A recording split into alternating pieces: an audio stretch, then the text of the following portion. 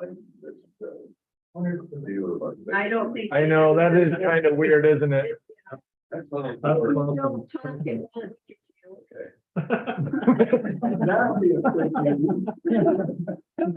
of like the last It's called one. instant. We got here at 6:30 without Blair and Angie, you remember? The other one. Oh. Okay, That guy. welcome everyone. We'd like to welcome you to our South Weaver City Council. It's 6 p.m. It's Tuesday, March the 28th, 2023. We'll begin with the Pledge of Allegiance from Councilwoman Petty and then a prayer by Councilman Soderquist. Please stand and repeat the pledge with me. I Of the United States of America. To the republic for which it stands, one nation, under God, indivisible, with liberty and justice for all.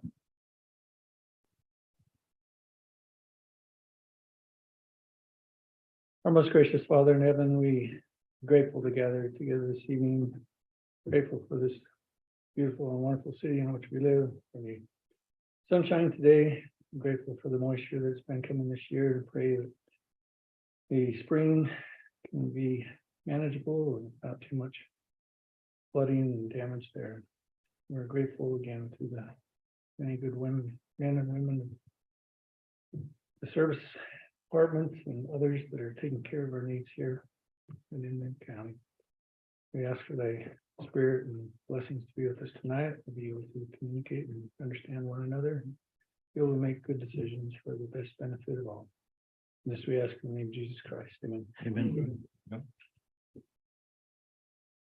Okay, we'll begin with public comments. If you have a comment, we'd ask you to come up to the microphone and state your name and your city, and open it up for public comments at this time. Anyone? No public comments, and we'll move along to our next item. We have a presentation on the property tax presentation by County Assessor. I had the opportunity of attending our last COG meeting, and Lisa came and presented that to the mayors. Thought that it was an excellent presentation on property tax, and thought it would be good to have her come and present that to the council. And she, I said that she would do that, and so we'll turn the time to Lisa Manning. We appreciate her coming tonight.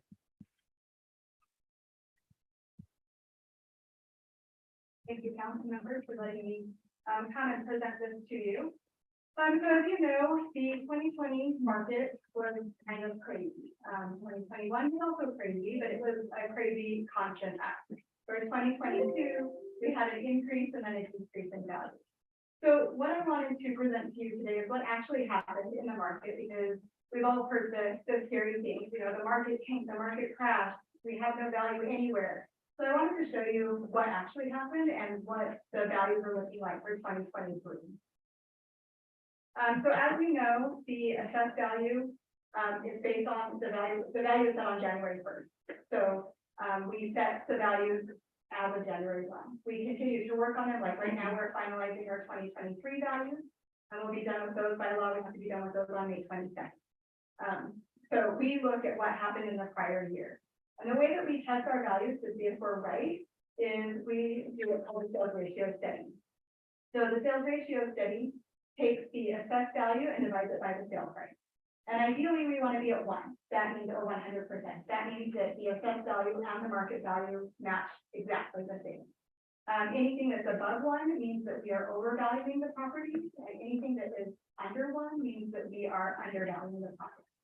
And by law, we need to be between 95 and 105% of the sales ratio. A lot of times people look at our county values and think that we're wrong. So in an increasing market, they don't get that valuation notice until the end of July. And we valued it as of January 1. So in an increasing market, there was almost 8 months of appreciation. And so we do look because your neighbor just sold for a lot higher than what we had assessed for. And in a decreasing market, we also look wrong because, again, 8 months have passed since we set that value. And so the market continues to decrease this year, when people get their notices, they're gonna look at it and say, wow, the county is really high, because they're thinking that the value is as of right now and not as of January 1. So my goal is to help educate people so that they know exactly how everything works. So I'm gonna kind of run through this scenario. So this line that you guys see is at 100% market value. That means that we are assessing it exactly what the sale price is. So we're gonna walk through a fictional property that we are gonna say last year we valued it at $400,000 on January 1 of last year. So we're gonna kind of see what happens to this property throughout the year. So in January, we had 159 sales and our sales ratio was 95%. That means that we were actually undervaluing our properties by 5%. If we were to compare all of the, or if we were to redo our values at the end of January 1st, then we would need to increase our value by 5% in order for us to still be at 100% market value. So that looks like this. So that property that was on January 1 valued at 400, if we were to stay at 100% market value, it would have to increase in value to $420,000 so that we're still valued at 100% market value. I've got some slides in here. I'm not going to spend a lot of time on here because these are statewide statistics. So I'll kind of touch a little bit on them, but these are statewide, and all of the numbers that I'm talking about on the other side are county specific. So in February, we still were in a good market, 182 sales. Our sales ratio was going down, which means our values are going up. So we're at 91, a little over 91%, which means we're undervaluing our property by about 9%. So that same house that we would have valued at 400, had we valued it at the end of February, we'd have to value it all the way up to 436 in order to stay at 100% of the value. March, really good sales in March, 281, and then our sales ratio went down even more, which means our values went up even more. So our values, we were undervalued by about 12.5% at this point. So if we were to revalue the property at the end of March, the same house would have had to have been valued at $450,000 in order for us to still be at 100% of market value. April is where things started to get a little bit interesting. So in April is where the interest rate started to increase, which we definitely saw an impact of the interest rate on our sales. It didn't affect the March sales though, because most of the properties that sold in March were already negotiated and contracted under contract in March. And so a higher interest rate didn't really affect us on the April sales.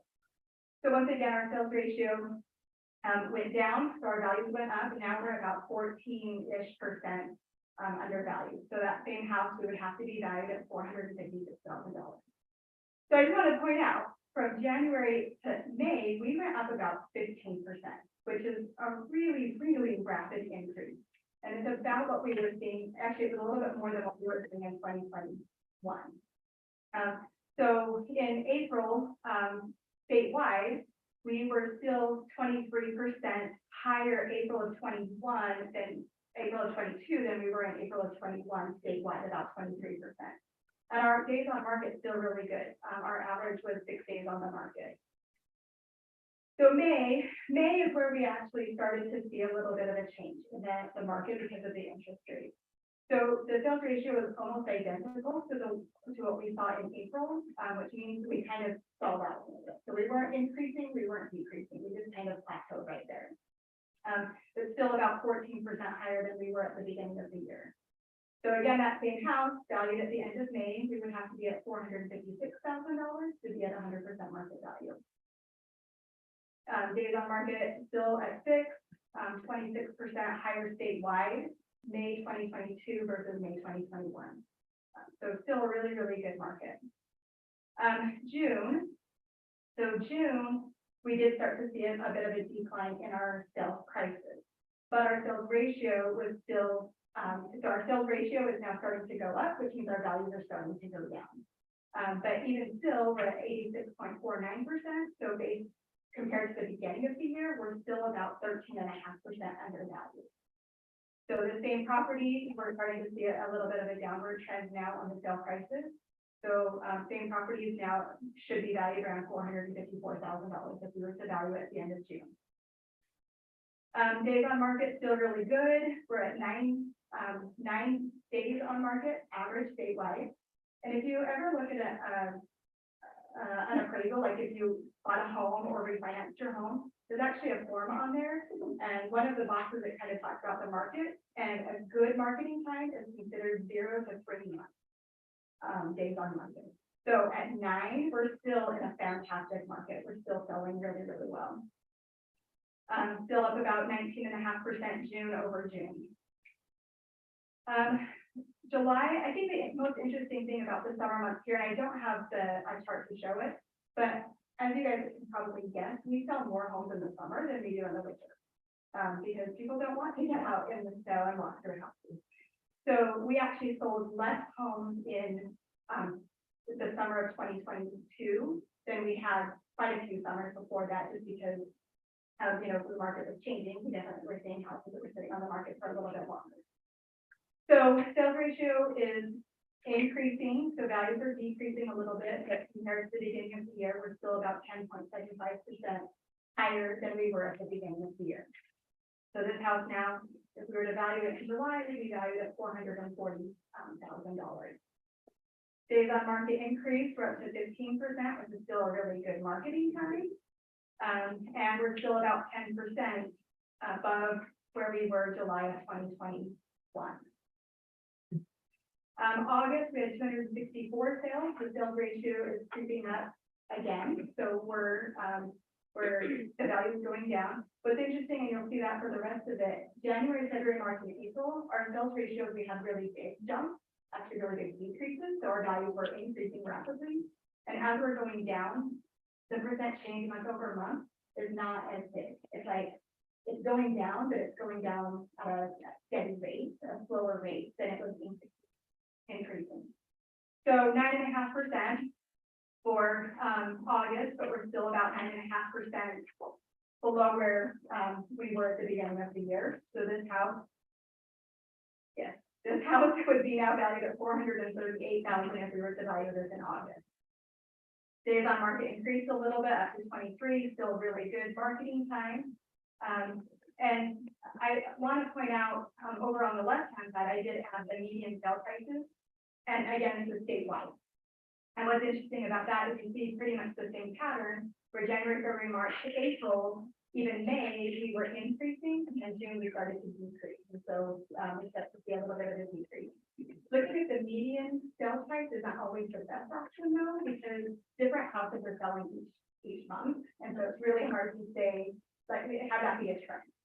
The example that I used with the mayors is I was looking at Fruit Heights, and it looked like they had a major spike in July. And I looked at it, they had two sales in July, one that was like 800,000 and one that was like 2.5 million. And prior to that, they were selling like $500,000. So looking at the median doesn't always give you an accurate picture. And again, this is statewide and not Davis County. September, we had 203 sales. The sales ratio is continuing to creep up. It's at 92.72%. Again, still about a little over 7% higher than we were at the beginning of the year. So the value is still going to be higher than we were last year, but coming down from the peak of summer to about $428,000. September to September, we're still up about 8%. So overall statewide, we're still increasing compared to 2021. October, we're at 95.5%, 95.7% on our sales ratio of 210 sales. So we're about 4% overvalued compared to the beginning of the year. So this house would now be valued around $416,000. You can see, like I was saying earlier, we had a really steep peak from January until April, and then we're slowly decreasing down to the end of the year. 36 days on the market, still a really, really good marketing time, up 5% October to October. November, now we're almost down to the end of the year, and we're almost back to where we started at the beginning of the year with our values. So we're at 98%, so we're overvalued by about 2% compared to the beginning of the year. So that same house, we're now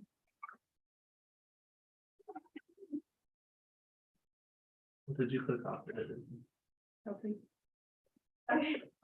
$408,000 if we were to value at the end of November.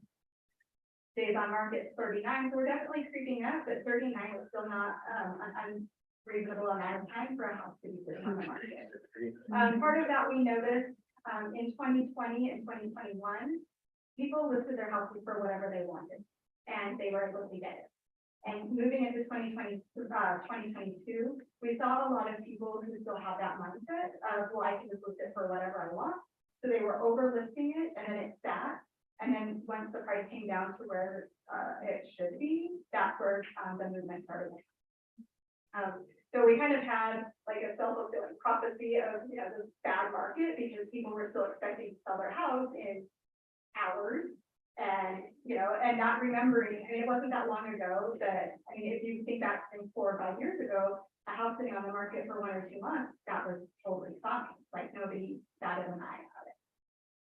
And then finally in December, so analyzing all the December sales, 173 of them, our sales ratio was at 99.5%, which means we're essentially right back to where we were at the beginning of the year.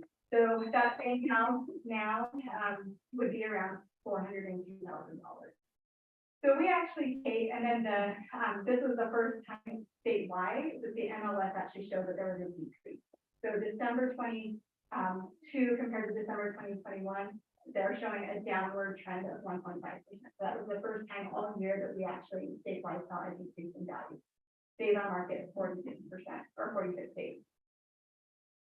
So just a few things. One, just a reminder that we value everything at the end of the year, I mean, as of January 1. So we look at the whole year. We don't just look at just each month. We take into account all of the sales that have occurred over the year. We actually use multiple years of sales and then just time trend them to current.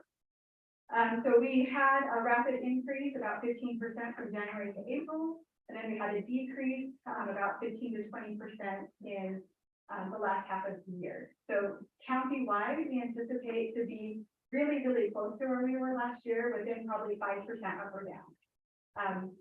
I did look at South Weaver because we actually use a statistical model to value all of our residential properties. And so we actually have our preliminary model back. So I figured I would take a peek at it and kind of give you a preview. So it looks like the average decrease in South Weaver is going to be about 7% for all of the properties.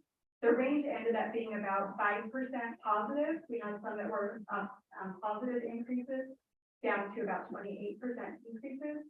And the decreases, the really big decreases, I looked at a few of them, and one was a property that had 2 homes, and they demolished one of them. And so, of course, there was a larger than normal decrease on that property because they got rid of one of the houses. So again, I want to thank you for letting me come and share this with all of you, so that you guys have an idea, because you guys are going to be the ones that get some of the, and I get angry phone calls too, but some of you might get angry phone calls wanting to know, because they're expecting like a 20% increase, which we did go down about 20%, but from May and not from January. And so I just wanted to, you know, help you guys understand that so that you guys are informed when your citizens reach out to you. So thank you very much. Thank you. Thank you. Very good. Thank you, Lisa.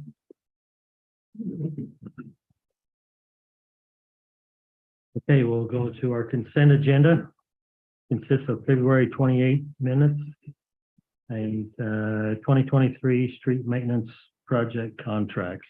Is there any discussion on any of these or changes you need to make? If not, we'll look for a motion to approve the consent agenda. So Mayor, are you saying that the agenda item recommend the award is just a consent item?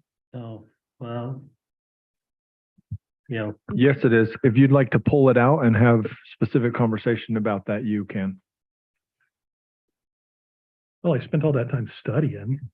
No, actually, the only question that I had on it was, well, there are a couple of questions. Yeah, they're just real quick ones though. So if we could pull that part out. Okay. Okay, thank you. Sir. I thought we decided not to put those in a consent agenda item. I think we agreed to just pull it out if we have. Okay. That's how I. Do we need a motion to pull it out or? No, just in the motion, just All right. to exclude it. Mayor, I make a motion, we approve the consent agenda, including the February 28th minutes. I'll second. Okay, we have a motion and a second. All in favor, say aye. Aye. Okay, we'll put that back on our agenda for next time. You know, you can just have the conversation You now. wanna talk it? Okay. Yeah. Okay, let's discuss street maintenance project. Joel, you got questions on it? Yeah, so the first question I have is that this is a pretty large bid covering a number of different projects. Did you also look at awarding it more on some of these individual projects? Or did Staker Parsons just win everything all the way down? Because as I was looking through it, they did seem a little bit higher on a few items within some of the projects, but they weren't subtotaled underneath. So I didn't know by project if we were really getting, the best deal possible by just going with the one. So Sure. did you look at that? I did, yes. And typically that is how we've bid it in the past. We separate out into separate schedules and then award by schedule. This particular project there's two reasons why we didn't do that this year. One was that we've bid the concrete work 3 different times now and have never gotten anybody to do it. Yeah. So we needed to include that with other items that they would bid on to kind of force getting a bid on that. So that was the first reason. The second reason is just coordination, execution of the work. It's a lot easier when you have a single street that has potentially 2 different contractors working on it. It becomes a scheduling challenge. And this, because we're restriping or freshening up all the striping throughout the city, some of the chip seals and things like that, it felt like it would work a lot better if just one single contractor was working on the whole thing.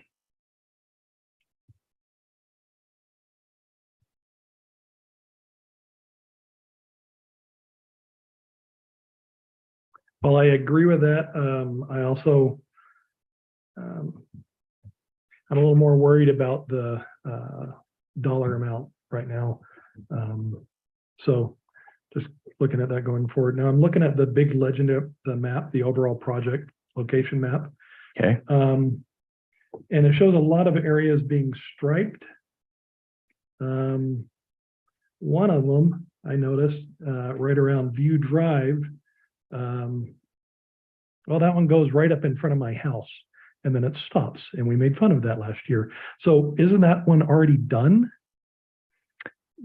So the purpose of the striping is to freshen it up throughout the entire city. So the entire city is going to get striped. Existing striping is going to get restriped, so it's fresh. And in the areas where there's a chip seal or something like that that's going to cover up that striping, then it'll be restriped. Okay. One specifically I had question on was over in front of the Posse grounds on 6650.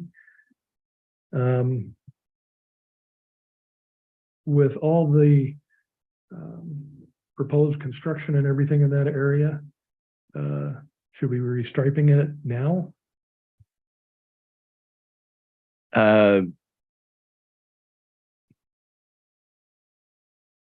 I guess they're not proposing to do anything in the road.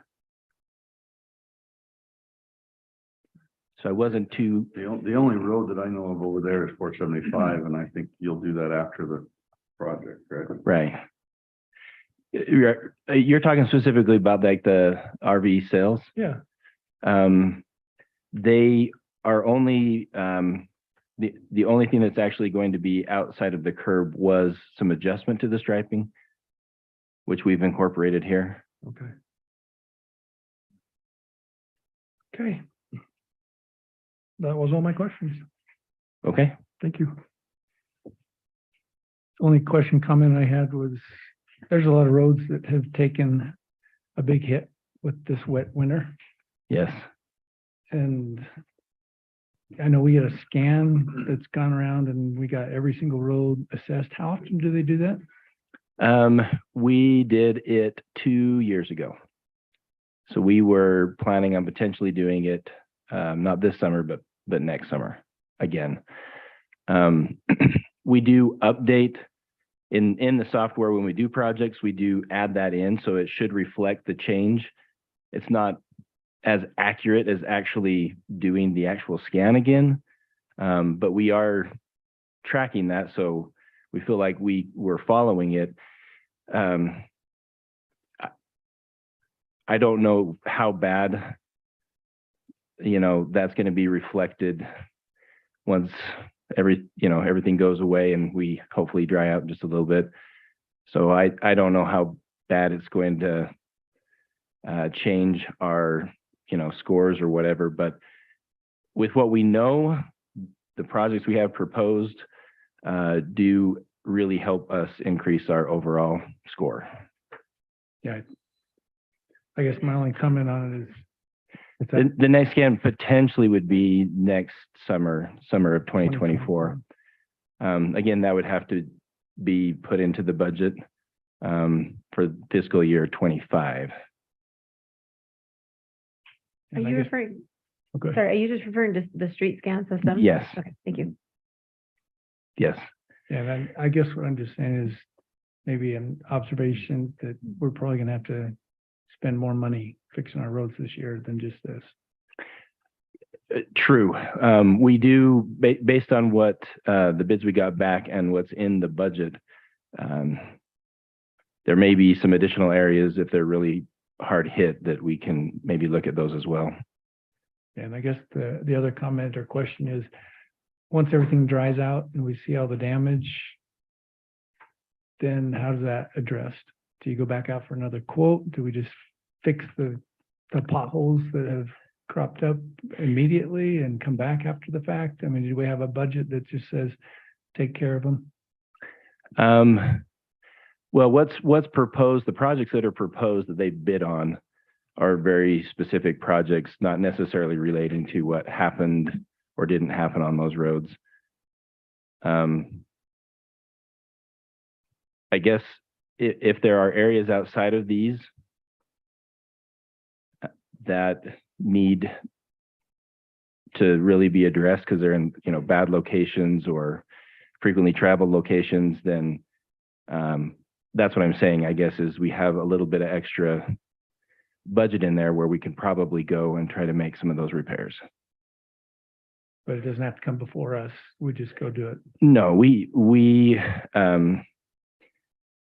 this is a unit price bid, Right, yeah. It's separate from that. right? And I guess that's what I'm getting at, is just I wanna, some people are wondering if their road's gonna be fixed because it's not on this list. And Sure. we just want to assure them that, yes, if there's something that It is will, deteriorated and has a pothole, it will get fixed.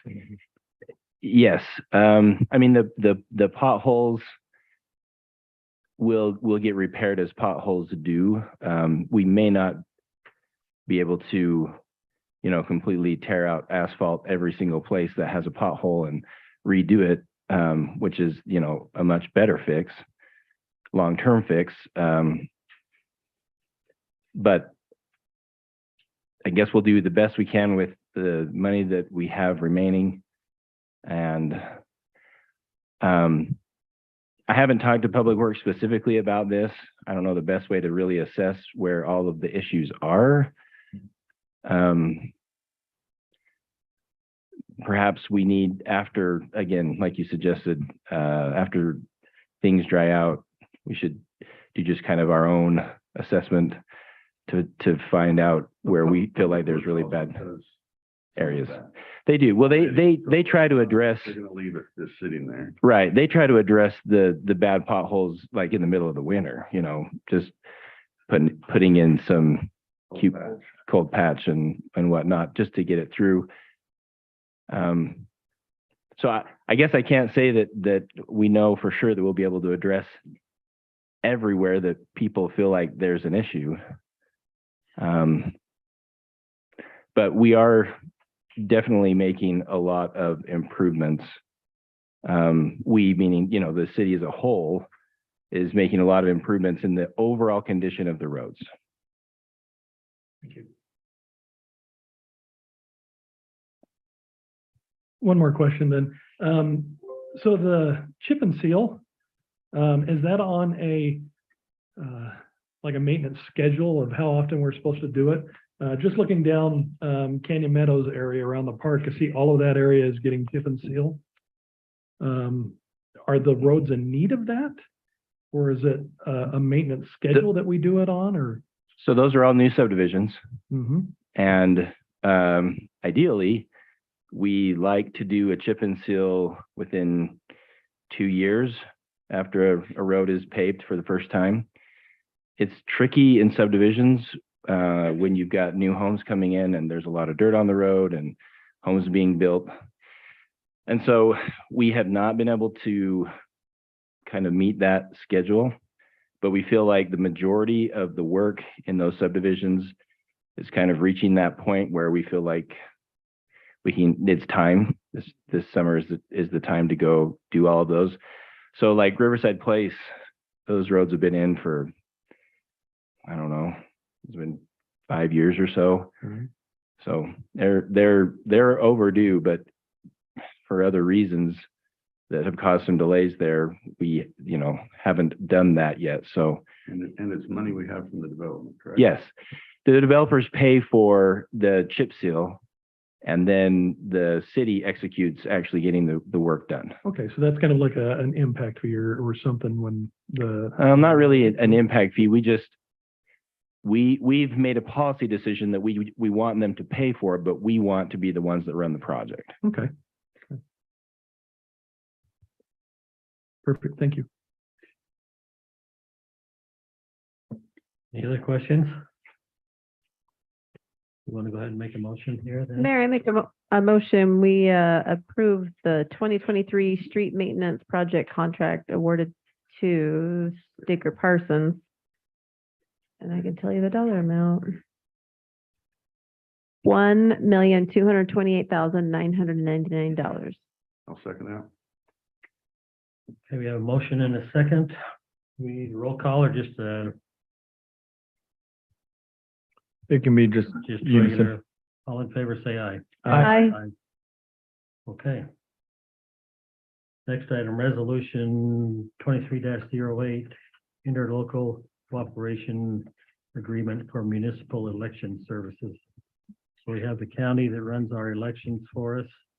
And this just pertains to that. Any questions on that resolution? Mhm. If not, we'll ask for a motion.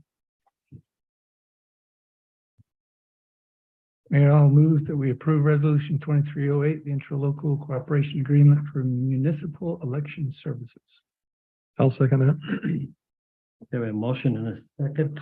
We'll begin with the roll call vote from Councilman Deal. Aye. Aye. Aye. Aye. Aye. Okay, motion carries. Next, resolution 23-09, update CFS. Culinary water impact fees. Any questions on that? If there are none, I'll ask for a motion to approve this.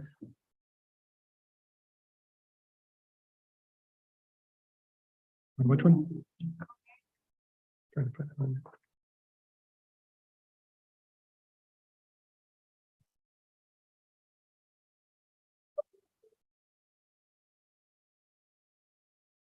You'd like to make a Oh, motion? okay. What? Go for it. Go for it. Mayor, I would like to make a motion that we approve resolution 23-09, updated consolidated fee schedule, chapter 7, section 4, water. Okay, we have a I'll motion. second. We have a second. Let's start with a roll call vote from Councilman Halverson. Aye. Aye. Aye. Aye. Aye. Thank you. The motion carries. Next item. Fire Department Fleet Program and Quint purchase.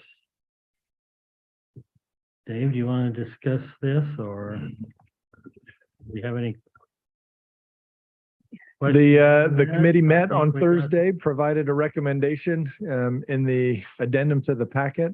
I hope everybody got a chance to read that addendum and look at the recommendation.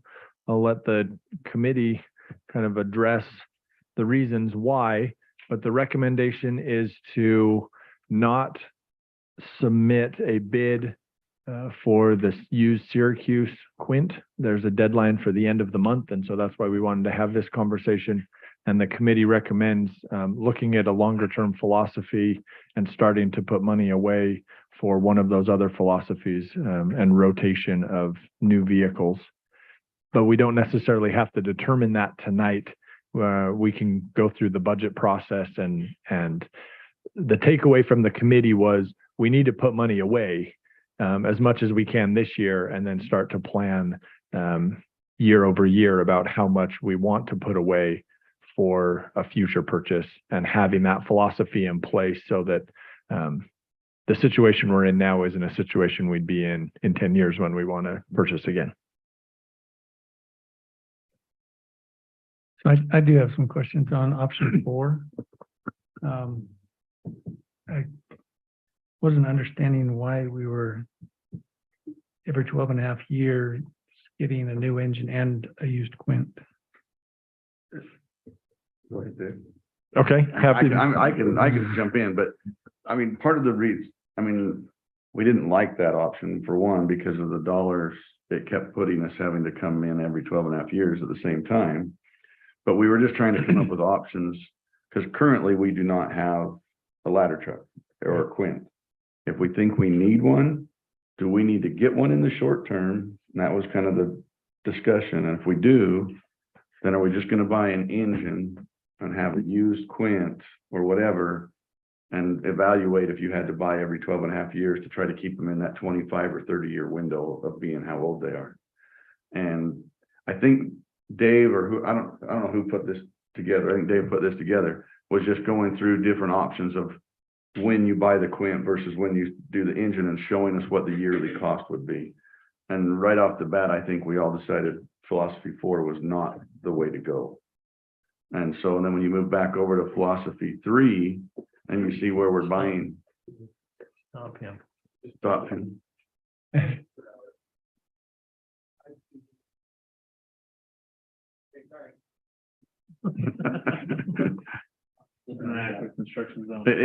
correct me if I state this wrong, but as we move over to philosophy 3, we looked at, okay, do we, and 2, do we need to buy a used Quint sooner, now? Just talking about the one that's out for auction now versus ones that could possibly come up for auction later on. Do we do that? And when do we do that? And what's the timing of buying our new apparatus? Whether that is an engine or a Quint. And when you look at an engine, let's just throw numbers out there. I know we've talked about a $900,000 number for an engine. We talked about an $800,000 number for an engine, whatever that is, versus a 1.1 or a 1.2 million for a Quint. Either scenario, we're still trying to save and budget between $170,000 and $185,000, no matter which direction we go. And so, to me, and I think Cole in our meeting is one that voiced it the most, and I think we all agree, is we got to decide, can we even afford to budget that amount of money, whether it's get a used this or then a new engine or whatever that philosophy is. Every one of those philosophies came back about the same dollars. And we have time to decide on whether it's a Quint or an engine, but we really don't have time to decide on whether we're going to start budgeting this money, because we're not going to have that money in 10 years. And again, I didn't mean to take a long answer to your question, Quinn, but that's why we started looking at 12.5 years. We try to push it 2 more years, 2.5 more years.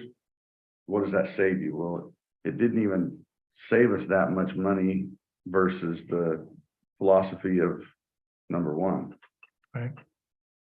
Which was, I mean, it's hard to wrap your head around those numbers. But, we do need, either way, we need an influx of the ARPA money to even meet these numbers. Cole, would you address for the rest of the council, the reason that we felt not to go after the Syracuse Quint? Yeah, Mayor, I sure will. After talking to multiple different agencies, and kind of seeing where this is going. We already know that there's a few agencies that have already put bids in for this. Looking at it as a fiscal note, not just as a ladder truck, we're looking at it as an apparatus as a whole. We didn't feel it was necessary to go after that one, to throw $200,000 towards that, plus the maintenance, to then revisit this in a couple years, because that ladder truck's only gonna do as a stopgap. It's a 20-year-old ladder truck, so we can only have it up to 4 years. So it's not really doing us very much good for the $200,000 that we're gonna put into it, plus the maintenance that goes along with it. It would be better for us, our opinion from the fire department, it'd be better for us to save that $200,000, continue to go where we're going, to look at where we need to be to get the purchase and to increase the funding. We're just trying to look at it long term. Yeah, so basically it was gonna go for a whole lot more than what we It's, did. we already know that Bid there's a was bid. open. Yeah, we already know that there's a bid for the minimum bid right now of 100. There's 4 other departments that are bidding on it that we're aware of at this point. It's probably going upwards of 160. Yeah.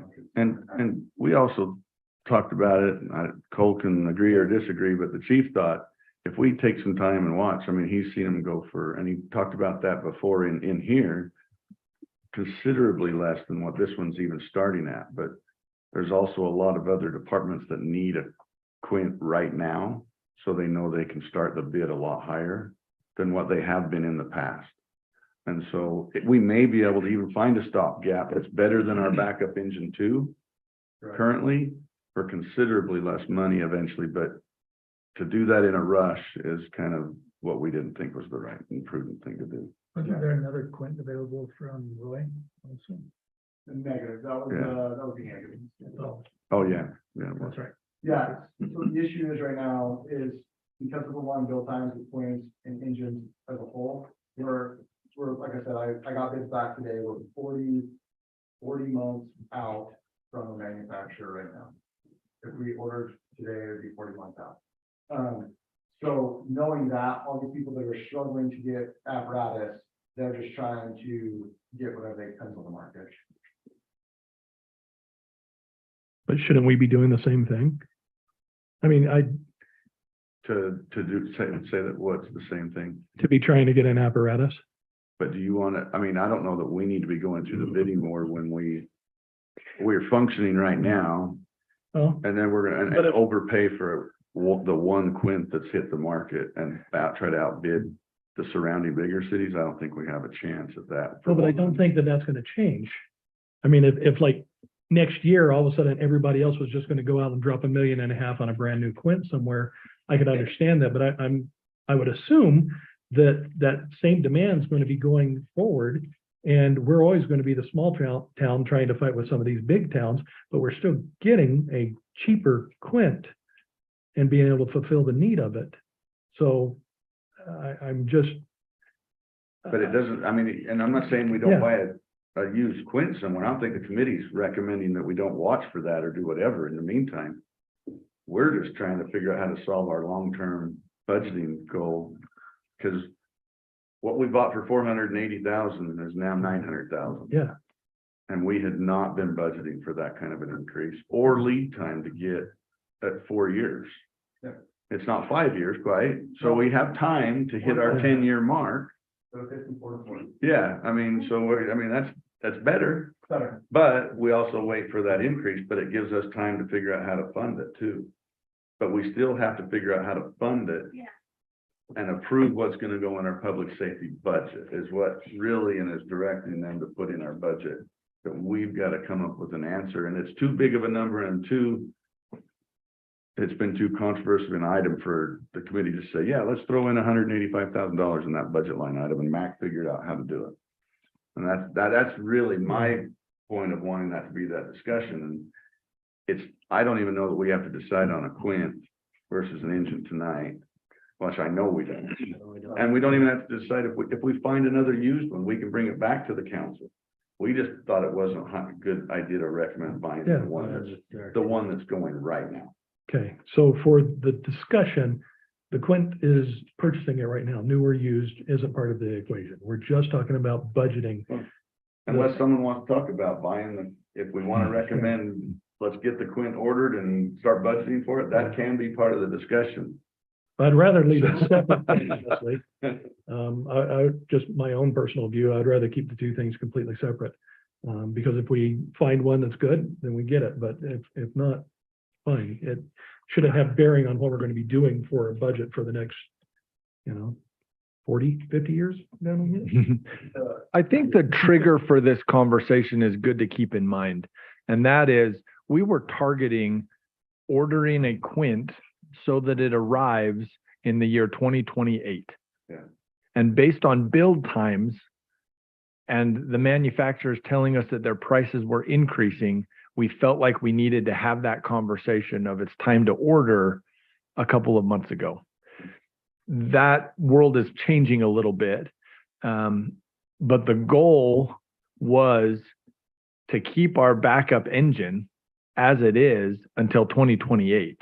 And the conversation of replacing that backup with a Quint wasn't even on the radar initially. The trigger was simply, can we start budgeting, or do we need to order, I should say, in order to have that delivery be 2028?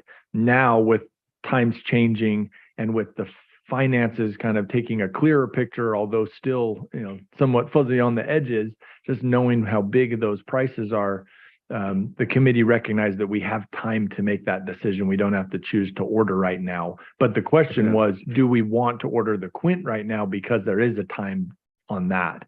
And ultimately, the decision or the recommendation is, let's stick with our current backup plan of the engine we've got rather than a Quint that we don't know what their problems may be. That's the other, from a logistical perspective, and I kind of pitched this to the council or to the public safety committee. I've worked on the department for over 10 years. Engine 2, I know what's wrong with it. I know everything about what's wrong with engine 2. I've worked on it myself for over 10 years. We get a new ladder truck in, it was someone else's issue. There's a reason why they're getting rid of it 5 years earlier than they need to for FPA. I'm assuming it's because there's probably a few gremlins somewhere in it. I don't know what those are.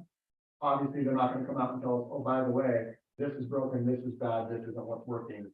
Here, you can buy it for whatever the price goes, right? They're gonna pitch it as it's a great machine, everything's good to go. But we always know there's a reason why someone's getting rid of something, especially if they're gonna spend $1.2 million on something new or more than that. So my feeling is we can get engine 2 through the process to 2028. Engine 2 is not gonna make it past 2028. We're at least water, we need a new tank on it. It's not gonna get past 2028.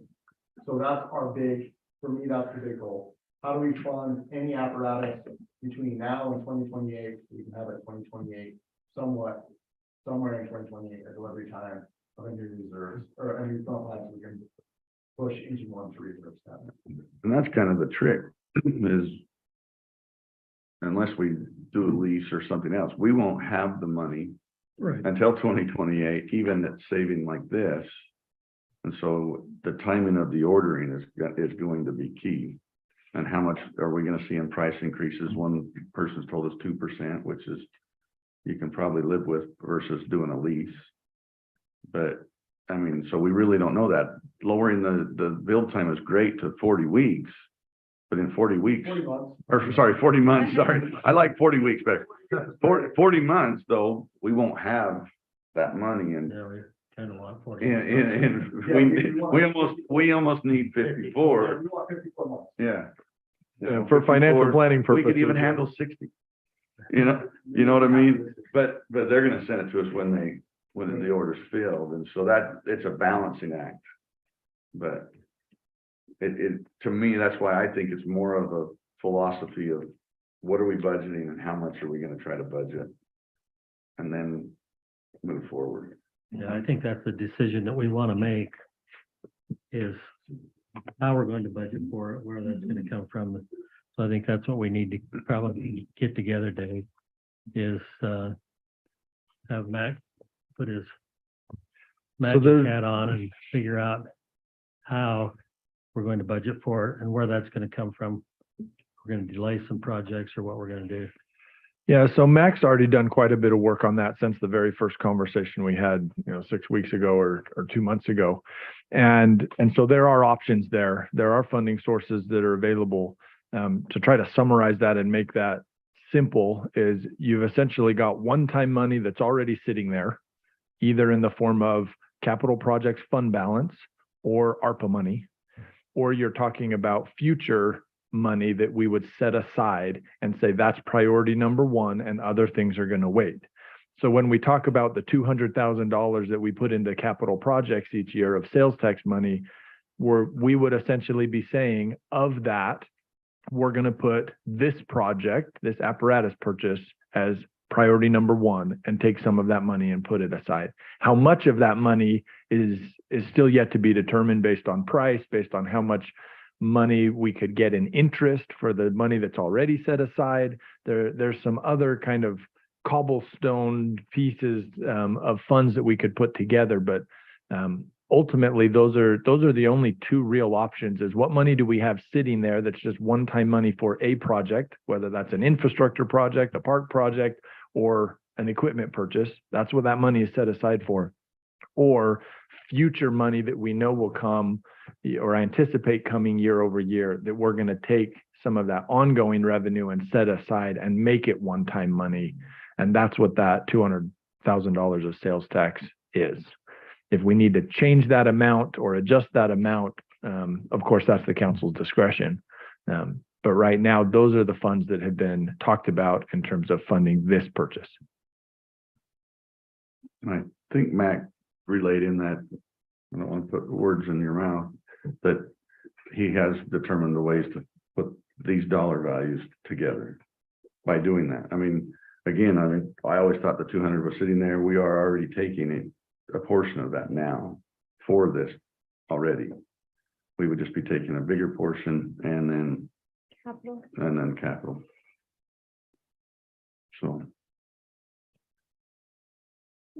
I guess probably for Mac's benefit, we probably need a decision. I mean, are we going to try to fund that dollar amount regardless of what item we purchase as an apparatus?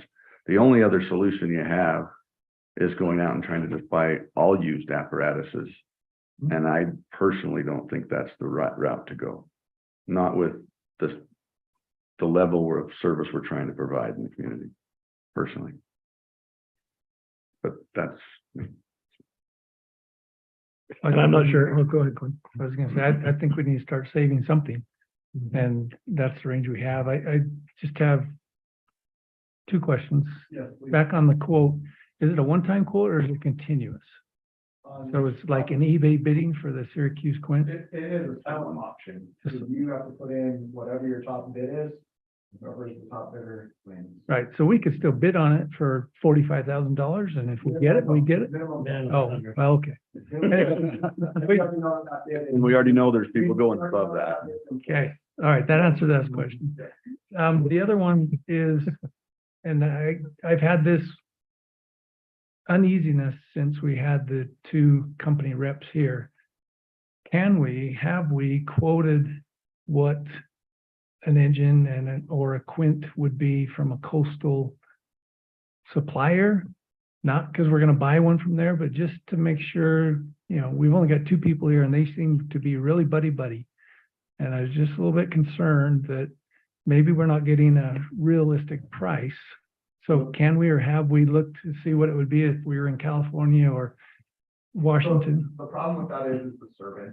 So these have to be serviced by. Oh, yeah, specific I people. know. I don't want to buy one from them. I Yeah. just want to know if they're only at 700,000 and we're 1.1, Yeah. there's something wrong. Correct. No, and this is Pierce wide, so it's not, the price that we're getting is not from Sidney's Martin. It is a price for Pierce, the apparatus manufacturer. This is their price. Obviously, we know that there's gonna be markup, right? For each manufacturer, but Rosenbauer is Rosenbauer, Pierce is Pierce. And this is their quote across the board, and we can go and look, more than happy to try to reach out to somebody, and see if we can get a price from somebody else. The hard part is, like I said, if that does come in at $400,000, even if we want to buy that, we can't service it. Right, and I wouldn't buy it from them, but I would take it back to our Better Business and other things saying it looks like we have some sort of collusion going on. Yeah, personally, my personal opinion, take it for what it is, I don't see that happening. Yeah, and I hope it's not. I just would like to know I that, don't see it happening. where we've doubled in price and, Yeah, I see stuff coming out from Texas. I see other agencies that are buying things at what their price quote is on these. I don't see that happening. I know, like I said, today I got quotes back from, well, I made sure that I had quotes from both of them. One's $910,000 for an engine, the other one's $906,000 for an engine. 1.258 for a ladder truck, the other one's like 1.2. So $500 difference that way. And that is pretty consistent across the board. Thank you. But I'm more than happy to work. Well, I think to Quinn's point, when the quotes are so similar, on one hand, you could take that as reassuring that they're in the same ballpark, but you could also take it as they're working together somehow, even if it's not intentional, to artificially drive up the price since they're both close. And to verify that in some way. Is that the request, Quinn? Am I understanding that correctly? You know what, a simple quote to somebody, on the coast, or talking to a city that just bought one on the coast and say, what did your new engine cost? What did your new Quint cost? And if it's significantly different, then we need to dig deeper into it. If it's about the same as what we're getting, maybe it's a little bit more here because we're in the middle of nowhere, but I just was unsettled with our last discussion. Yeah, I think these manufacturers know what the price is, but they have to be, right? I don't think, because every fire agency is shopping, right? There's not a public safety department that's not shopping for the best price. They all know what they have to be, doesn't matter, but I'm more than happy to call, some other HGAs and say, hey, what are you guys getting on prices? Thank you. My biggest concern about the budget is our public works building. And do we have that amount budgeted for this fiscal year? Or are we planning on it for 25? Can we make both of these amounts work? That's my question. I won't speak for Mac. I'll let you answer that one. You let him ask the toughest question. Well, the answer is yes, we'll figure out a way to make both work because we need to make both work. But like I want to see logistically, I hate to dip into every savings account that we have to pay for both of these, and I know we need them both. It's just a really hard decision to say, yeah, go ahead and budget this when we don't even know what our payment for the building's going to be. I'll just say that we don't have anything in the budget right now for the new building because we don't have a price yet. So we're talking fire engines, at least we have a price, but we have gone through a lot of different, and we're talking varying in prices, hoping that it's 10, maybe it's 15 or 16 million, not in the hundreds of thousands, but in the millions of dollars. And until we get that goes out and we can have something to know what it's going to cost, and then we can look at the bonding costs and we can go forward at that point. So right now, until we have those, we have tentative plans. I've looked at what projects can be delayed where. Staff has been working on that, and we have most of them funding figured out with one department's exception for their various shares, because it will be coming from a lot of different sources. Because when we're talking to, I'm just going to say, when we're talking about the funding of the fire department equipment, one of the decisions that will be for further discussion is, do we go on a 10 or a 12.5-year rotation? One of the things that I found as a finance director is if you extend it out 2.5 years, you've got 2 more years of interest.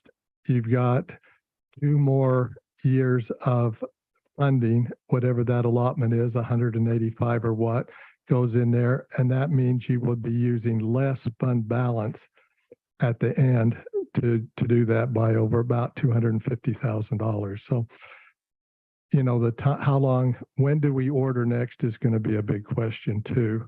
If you have till 10 years from the last purchase to get the money for whatever we purchase, or are we going to go 12 and a half?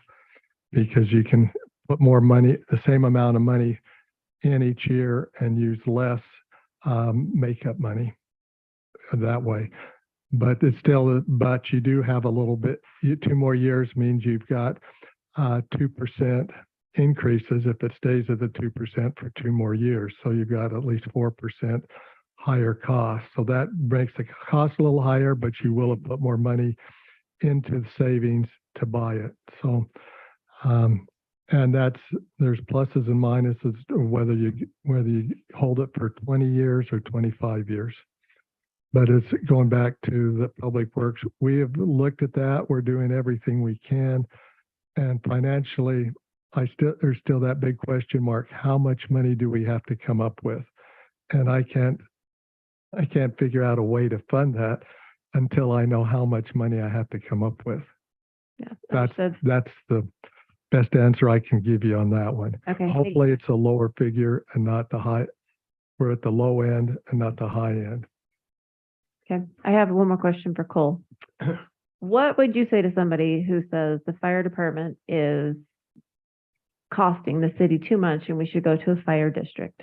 That's a great question. I'm glad you asked. So a district, I work full-time for a district. So I can speak somewhat on that. If it's a true district versus kind of what we have where I work currently full-time, there's 2 things. The city pays in taxes and then we get assessed property taxes on top of that. Or if it's a true service district, they're a taxing entity in and of themselves. Not only going to get taxed by the city, but you're also going to get taxed by the taxing district as well. You're going to pay more than what we're currently paying right now. The other problem is bids we got over 10 years ago, right around 10 years ago, 8 years ago, were over $1 million out of pocket for each individual city. One was, I think, was like 1.3, 1.4. The other one was just under, or just right at $1 million. So I don't see that it's going to save us any money long term. Okay, so under that model of an agency, would they just staff our fire station? Negative. So the proposal that was given prior was that they were going to charge us around that $1 million mark, and they were going to respond from their current locations that they have and just provide service to the city for 911. Okay. So those 2 agencies are well outside of the national response times for our city, and they would not staff our station. They wouldn't do anything. They would just respond from their current stations to their current staff. Awesome. Thank you for that information. So I guess the main concern I have on all of this is that I think we're going at it backwards. I really do. I don't think that we should be looking at here's the shiny object that we want and how are we going to pay for it? Because we know when it comes down to it, taxes are raised or something else in the city has to be cut. I mean, it's balanced that way. I mean, it's a set amount we have. I think instead we ought to be looking at, okay, as a city, how much can we afford to be able to put towards these vehicles? I mean, I don't think I've yet to buy a car off the lot. I'm just not that guy. You get depreciated the second you drive off of it. I was reading articles today on the Ford F-150 and how overpriced everything is, and they're going through the same thing. The manufacturer Ford itself just stopped making so many because the demand's gone. So when you say, hey, these guys have dropped down to 40, they didn't just drop down to 40 because they added a whole mess of new workers. They did it because no more people aren't buying them as quickly. Things are happening that way out in the economy. And I think we should really be looking at, okay, here's what our little small town can actually afford to put aside.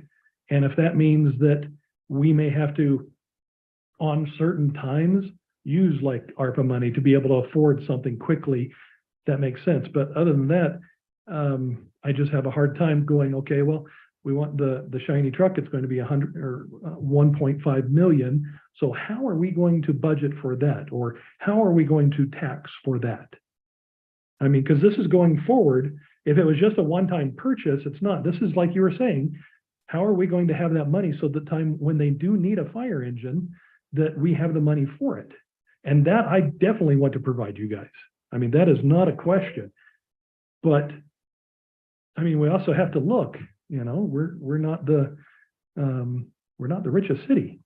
And being able to provide you guys everything that you need may not be within our capabilities. And I think that, sure, we've seen one or two used items come up. I have no problem looking for more used items, but looking forward at a budget saying, well, we're not going to buy anything used. We're going to buy everything brand new off the shelf. And this is why we need, you know, X amount of dollars every year put aside to be able to buy that. I think that's the wrong approach. I think we're putting one before the other. And I just can't get over that feeling because it's a lot of money and it's got to come from somewhere. I don't know. I guess to that question, how often do you see engines that are 5, 10 years old being sold? Never. They're all 20 years old or right around that 15-20 year mark. I think the newest thing I've seen out there is 16. And there may be a reason, I don't know. I've looked all over. But that's just it. The 20-year model, because of the statistic average of what the big cities do, they still have to sell those fire trucks. And unless they're all selling them to Ecuador or someplace out of the country, fire stations within the US are buying those and still using them and just maintaining them. I mean, I don't want to get, you know, the pacer of fire engines that we have to manage and try to, you know, keep up. Maybe why, and Cole could speak to it, why Derek's gun shy. I mean, when we got the last ladder truck that was 20 Yeah. years old, we had to dump 50 grand into it. We paid more to fix it than we paid for it. But it's still less than if we would have bought it new. We got rid of it. That's what we used. Uh-huh. And so that's the difference. Yeah. That's the current case with the one that's leaking too, like we can't fix it.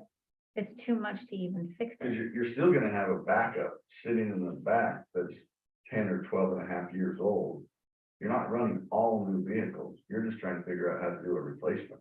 Every And 10 if years. you can figure out 20. a routine to do that, but if I see us going and buying 20-year-old, I don't think we're to the point of, if we want to make the decision that this long-term goal, we're gonna go buy someone's used deal, I think you're stepping back 4 mayors ago. Well, And that was not a good service level. and if you take into account that they're 20 years old, you got to switch them out every 5 years. So every 5 years, you're switching out, getting another new 20-year-old vehicle that has, who knows what's wrong with it. It's going to take you that 5 years to figure out what's wrong with it. And then you get another 20-year-old vehicle. And I understand the philosophy of that, but it doesn't matter if we don't have the money. I mean, it's still, that's all it comes down to. Because it's not a question of whether I want to give you guys the serviceability and be able to do things. And I'm not saying we don't even get walkie-talkies for the fire department like it was, you know, years and years ago. What I'm saying though is that if we don't have the money, we either have to increase taxes by, So, but I think what we're saying here is Yeah. Max figured out a way. So these, especially for. no, he figured out a dollar amount. amount that we have to raise it every year to be able to put aside enough money to be able to buy a brand new one. I bet he figured out a way to pay for that too. I just heard we may have to do ARPA money and a few other things. Well, yeah, where else do we gotta find money? Or we're taking the $200,000, which is coming in from the, say, sales tax, and instead of going to when it goes to now, we're going to divert 80% of that. You're over to getting this. you're already taking some of that now just to pay for some of it, yeah. I understand that. Yeah.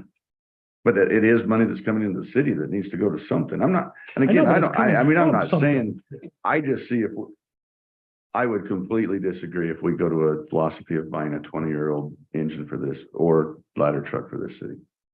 And if I have to pay more taxes to do that, I'll pay more taxes to do that too. I mean, I agree. But if you go in reverse from where we're standing right now, I think that's wrong. I mean, it was a philosophy and a program. I mean, we wouldn't have had what we have right now if we hadn't have sat there and said, what does it take to save up and get this versus wait until it's broken down and sitting there in a pile of heat and then figuring out how to go buy another pile of heat. But that's That's not what what we we're were talking doing. about, though. I Well, mean, when you're buying a 20-year-old or a 25-year-old thing, what do you get when you get by that car that's 20 years old that you're talking about? you get a car that you have to nickel and dime, but you're not spending a 1.5 million. If you want that as your primary apparatus going down for a fire department. But now we're you- talking about the one individual vehicle. We're not talking about the secondaries now. That's what we're, yeah. So Yeah. all you're saying then is that we're just going to buy brand new off the line for the one vehicle every 10 years, regardless of what we find out, regardless of what's going on. Not if you can find So, but something that's what else. we're saving for. Well, you have to save it. What if you don't find the one that's used? You're gonna save up 500,000 of it and then have to go borrow money to pay the other 700,000 off? Because that's what Or we're it doing holds right on. now. Yeah, or it holds on. Yeah, that's a decision. Yeah, That's what we're doing right now. well, Is that 2028 on that, on two? 2028. That's sad. well, Not but to mention the amount of water that you guys mentioned we are wasting every single night and morning. I was like, oh, don't let. Now, don't tell them, I'm not- don't I'm say not that gonna publicly. There's a lot of water. There's a lot of water. So can I just ask clarification, this NFPA standard says service of 20 years or no more than 25 years if miles and usage are low. Correct. We're pushing it all the way to 25 Right. years. And I guess my question is, and I heard you or the chief say previously that our 10-year vehicles are really 4.5-year vehicles because we don't use them as much as the big cities. So even though they're saying you got to get rid of it 25, is that because of Yeah, features? 100%. Or Yeah. could we, if we're really only using it half as much as somebody else, we could go 30 years or, NFPA says 25 is the deadline. The reason why is because engine 2 currently is a perfect example of what a 30-year engine looks like versus one that's now. So the safety requirements, the reason why they put 25 years in there is because in those 25 years, the amount of safety that comes into those new engines are completely different. So our current engine 1 right now has anti-tip, it has seatbelt recognition. Engine 2 does not have anti-tip. Like if I go around the corner quick with the tank, it's gonna tip over, right? There's safety features that they put in place to keep us safe and to provide that level of service to the firefighters so that we don't encumber or die, right? And so that's why NFPA is drawn a hard line on that 25 years. They've allowed it to extend the extra 5 years for rural communities, and that's really what it comes down to. Low miles, low use, all those things are why they've allowed it to go 25 years. so the big key is just the features and Yeah. Updated features. Yeah, in reality, every fire engine's got a tank, it's got a pump, it's got an engine, it's got a cabin chassis, right? But it's all the other things that come along with it that NFPA has now implemented every time there's one in DPS. So the reason why seatbelt indicators are now there, because a firefighter was standing up in the back and they got in an accident and went to the front window and died, right? The reason why we have an anti-tip is because you can get on and Google search it and they roll over all the time. Because people are taking work too fast, they're accelerating into them. Those are all things, every NFPA code, every fire code is written in someone's blood. And so as they progress that through to new code cycles, the reason why they do that is to keep us safe. And I can't imagine if there was an engine that came up for sale that was 5 or 10 years old, that we wouldn't look at it. 1,000%. But if that doesn't happen, which it doesn't seem to be happening, you have to plan for something else. Essentially, what we're doing is planning for the We're worst, planning for it. hoping for the best, And if you don't plan realizing for it, it's not very you're realistic. neglecting your duty sitting up here. I disagree. Let's I not don't. go- Let's not go that way. I agree. I think you are. Well, I think you're forgetting then that we're the ones that are representing the people that are out here that are gonna have to pay for it. So because you have an idea of wanting to have the top brand newest vehicle that you're more than willing to pay for the extra taxes for, doesn't mean that everybody else in this city can. And that's all I'm trying Hear to what I say. just said? Yes, I I heard said, exactly what if you another said. one came up, I just said we would entertain it. I also said if another Quint came up that wasn't the one for sale with Syracuse for over $100,000, we would entertain it. Mhm. But if you're not planning for the other scenario, and then all of a sudden you're sitting here with equipment that doesn't work, where are you gonna find the money? Then we have to find it through one-time fees. the things We that don't were have talking about, one-time money. Or we ARPA's a bond for rare it, thing. or we bond for it. And then None all of it is taxpayers saying pay that we for it. don't do it. That's the ridiculous part that you're throwing back as I'm saying we need to look at what money we have to actually spend, as in, well, we're not gonna spend anything. I'm gonna buy the 1942 fire truck that comes up for sale where we still have to pump from the back. That's not what I'm saying. Well, then can we have a real discussion where that's not the extreme that you're throwing it back You're at? saying you wanted to buy 20-year-old vehicles, Yes, and I don't because agree with the that. 20-year-old vehicles go somewhere. I agree. And if every place that is out there is not doing their duty for the citizens of the city because they're trying to buy a 20-year-old vehicle and maintain it instead of buying brand new, that just doesn't make sense to me. Okay. You can vote for it or not vote for it. That's your decision. That's why there's 5 of us up here. I understand that.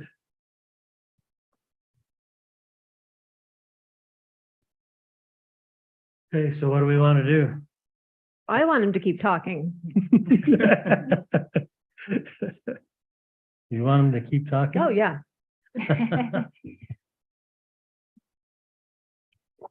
Mayor, we have to budget something, We've got to so budget something, I agree, 100%. We've got to do something. Well, I would like and it- if no one agrees with that budget that the committee come back with, bring your own. Give us a solution. Don't just say that doesn't work. Yeah, I think let's have the committee continue to look into this. I would like to see, we're saying we need 185,000. Is that what we're, a year, Mac? Is that what we're wanting? What? It depends on, 185,000 on the 12.5-year Yeah. program and pulling 450 from ARPA. And then at the end, after that purchase, as was pointed out, then it would have to bump up probably to Yeah. around 200,000, another 20 for the next 10 years. Because as the prices go up, you're going to have to do it. That's buying the new ones. So we have looked, that's the ballpark of what we're looking at. That's 185, but that's not 185 going just to that. That's 90,000 for the large apparatus and 95 for all the small vehicles. So so what we're talking, we're putting 115 away in now. It's an additional 70,000 in the budget for next year.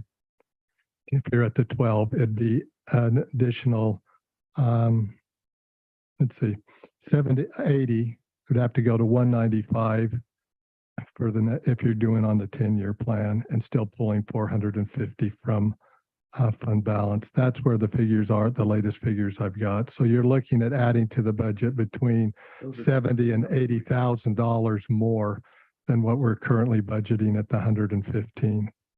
So Dave, when are we presenting our budget for the next? Next fiscal year? council meeting, we'll have a budget discussion. Which is what date? April 11th.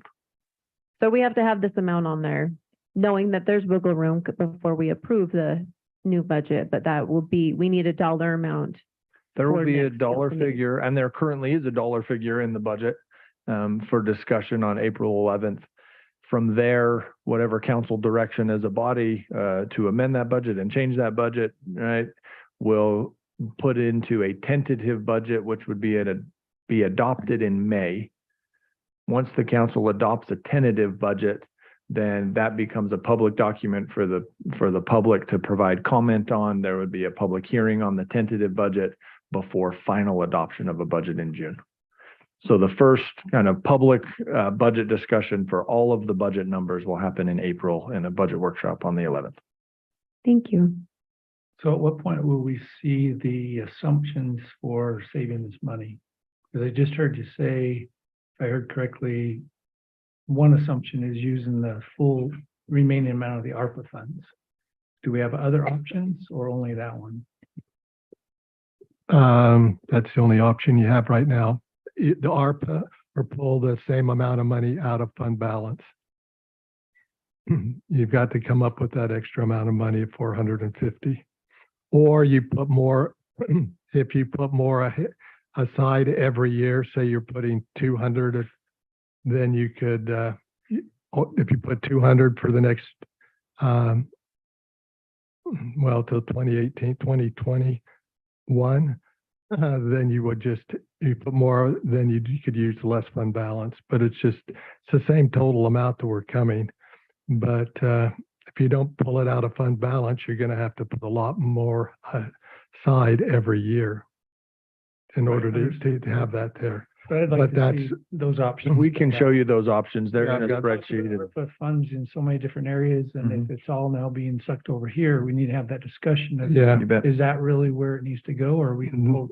That's part of the discussion. The second part is when it comes to ARPA, just as a reminder, we have to decide and obligate all ARPA money no later than December of this year. We got longer to spend it, but we have to decide and by resolution say this is where the money's going by the end of this year.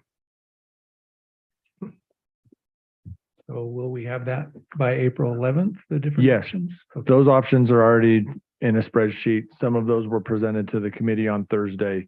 We can send that out to the council Yeah. so you can review that prior to the 11th. So just running the scenario that you just threw out, Joel, just because I wanted to look at this.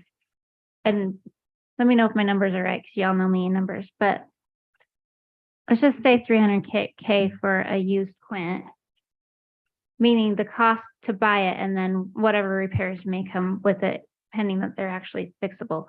But so we buy one in 2023, we need to replace it in 2028, we need to replace it in 2033, and we need to replace it in 2038. At 300K each, that comes out to 1.3 million, which is the same as what it would be if we bought a new Quint, but we could keep it for 20. That's why we tried to show that in philosophy 4. And I guess I still just go back to the 20 years is not the vehicle is impounded and then taken off the road. I mean, 20 I'm not, 20 years, what do you mean 20 years? Sorry? yeah, 20 years is a standard that they've put on it and they This base is it for on. 25. So we would buy a 20-year-old Quint, Mhm. keep it for 5 years. That one is a 25-year-old Quint. We got to replace it. Well, what That I'm one's for saying though 5 is years. that, yeah, okay. I think what I'm saying is I think it comes out to be a wash in the end. We have the same goal of providing a vehicle or apparatus, but in the end, we're kind of spending the same money, except for this scenario comes with a great big question mark because we don't know. Like engine 2, Yeah. we can't fix it. Like, so we could get a 20-year-old Quint for $150,000 and find out in a year, we can't fix it. So where have you taken it that says it cannot be fixed? Engine 2? Yeah. So engine 2's got a tank leak, so Right. to fix the tank on that, they have to pull the body apart to get to the tank. And then they can, it's just not cost prohibitive to pull it apart to fix it, especially for something that's going on 30 years. So in the end, if we're choosing, and I think that the point that we're trying to make is like, let's go out and get the newest and greatest and keep it for as long, like the minimum of time we have to keep it, but we need to have a plan in place of what we want to do. So we plan for the worst, for I guess the best, however you want to look at it. But we are hoping to find better deals as time goes on. But if we don't put a plan in place today, even if we were to go get Syracuse right now, in 5 years, there's going to be 5 people up here being, what the hell are we going to do?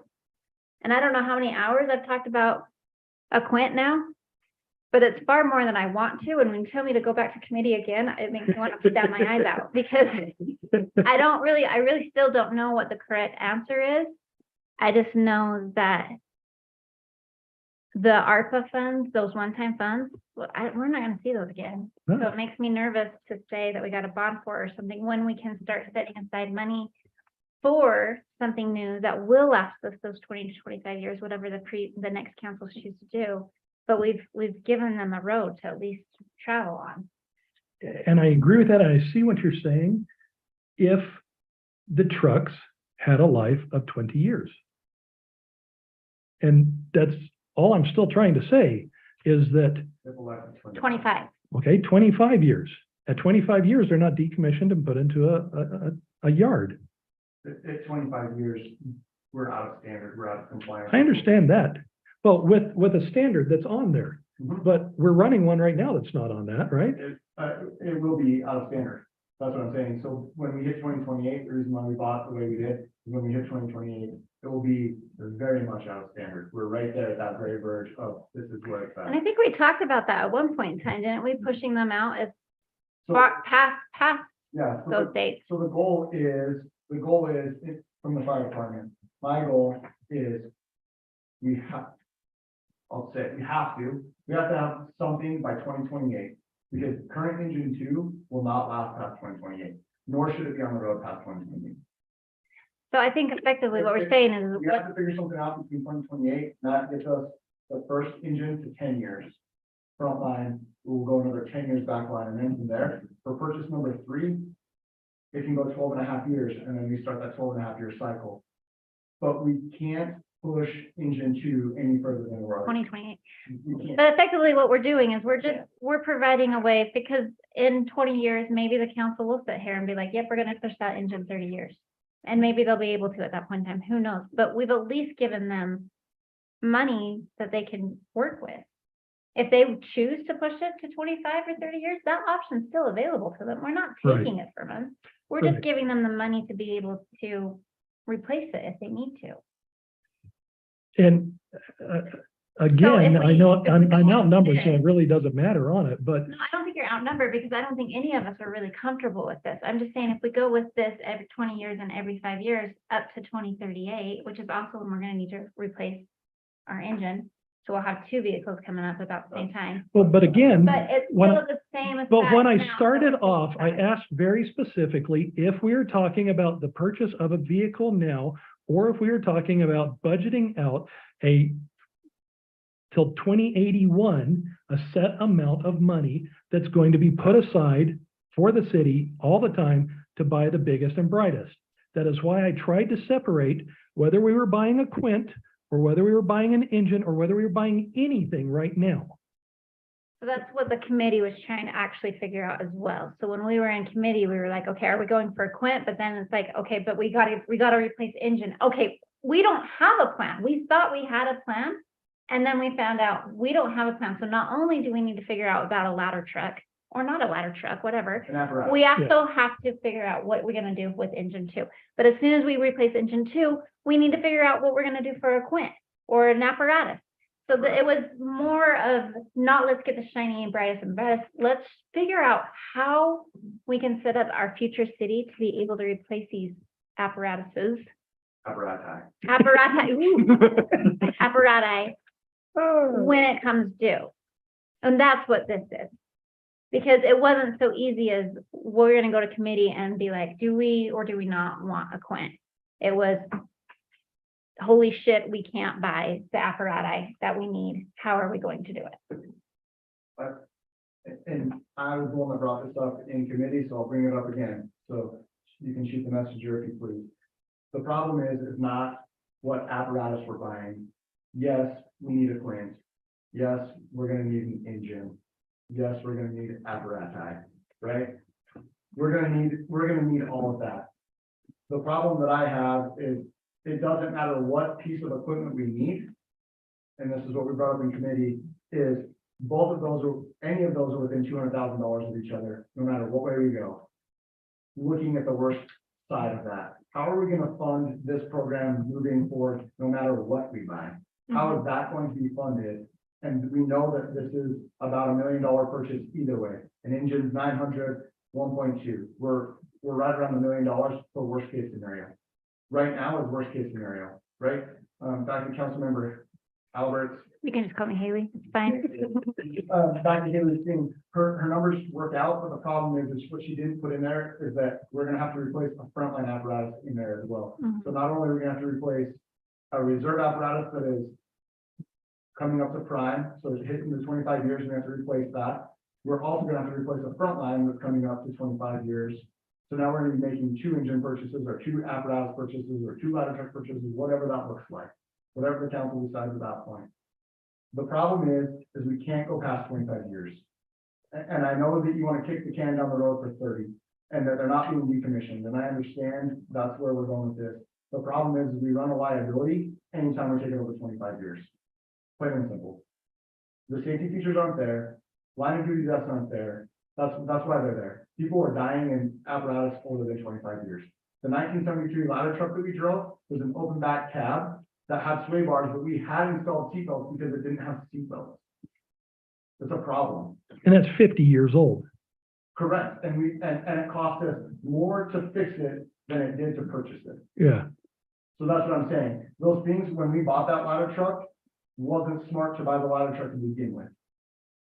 It wasn't. Yeah. What we needed is a vehicle replacement program to get us to where we needed to be, so that when we hit those marks of 25 years, we can figure out how we're gonna fund it, and not wait until we hit the 25-year mark and I come to you guys and say, well, our engine's passed it, we crashed it into a tree, the pump's rusted out, the tank's no longer there. I need $1.2 million because I gotta buy an engine today.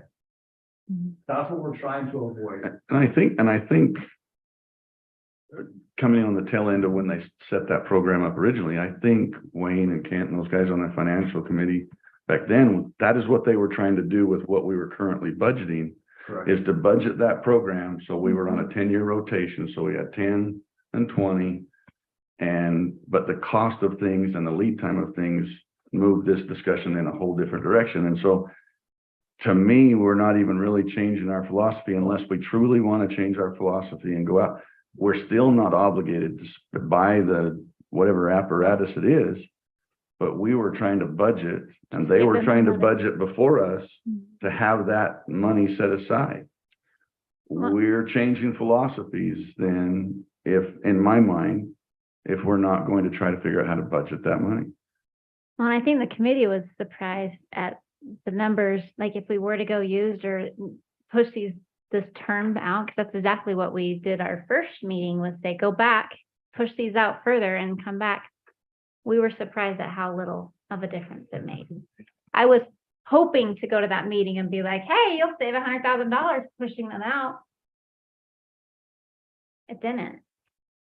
So it makes the whole conversation so much more difficult. And I get it. Like, I still don't know what we should do.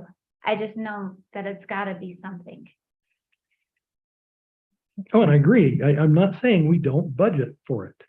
That was never the statement. The statement is still, Well, I know your statement is, what can we afford? And what I would say back to that is that going this route came out the same route as this route. right, That but was 3 routes. it's still, and I know I'm just gonna get kicked in the teeth for it, but it's a standard. It's not a standard for a South Weaver vehicle that doesn't get taken out nearly as much. Now, of course, there are going to be things like any truck. Yeah, well, no, again, I'm talking about going down the road. Engine 2 is completely separate. I know, but we won't be here for that conversation. That's 25 years down the road. Well, but that's For what that we're one. putting in the budget right now, is we're gonna be putting budgeting money for the full. aside, and 20 years from now, whoever sits in these chairs, God help them, they will tell them to decide what they're going to be doing. That But, may be, but the money will come out of while we're here. right, And it'll depend It's on going what to come we out from choose today somewhere, yeah. to So, give them. Okay, I'm feeling really bad. Joel, I hear you. I hear you. The standard is, it's a made-up standard, I'm it's a sorry. little frustrating, the standard, and I hear what Cole's saying. So I feel you on that. But there's no 5 or 10-year vehicles for sale, which would be our best bargain, but they're just not there. So we either have new or junk, and that's kind of what we're left with deciding.